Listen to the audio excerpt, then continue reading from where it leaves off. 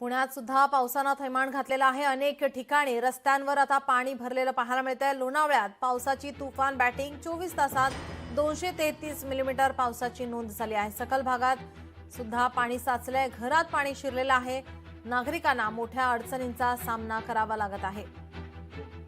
पुण्यातील आपण हे दृश्य पाहतोय। पुण्यात सुद्धा मुसळधार पाऊस होतोय आणि या पावसामुळे सखल भागांमध्ये पाणी साचलंय, घरांमध्ये काहींच्या पाणी शिरलेलं आहे।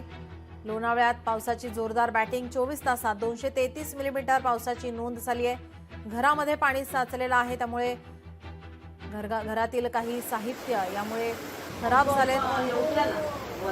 नागरिकांना मोठ्या अडचणींचा सामना करावा लागत आहे।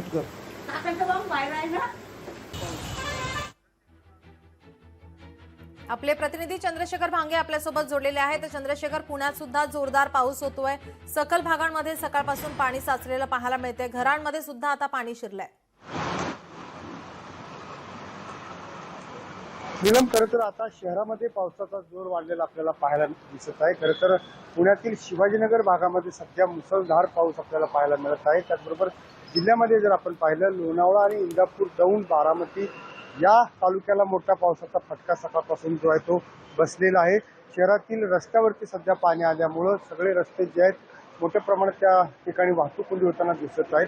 शहरातील अनेक भागामध्ये जे आहेत, जे नदीकाठी परिसरामध्ये राहणारे जे रहिवासी आहेत त्यांना खबरदारीच्या सूचना ज्या आहेत ते पुणे मनपाच्याकडून देण्यात आलेल्या आहेत। आपण पाहिलं की गेल्या 40 वर्षातील सगळ्यात मोठा जो ढगफुटीसारखा पाऊस तो दौंड तालुका, इंदापूर आणि बिगबन या परिसरामध्ये झाला।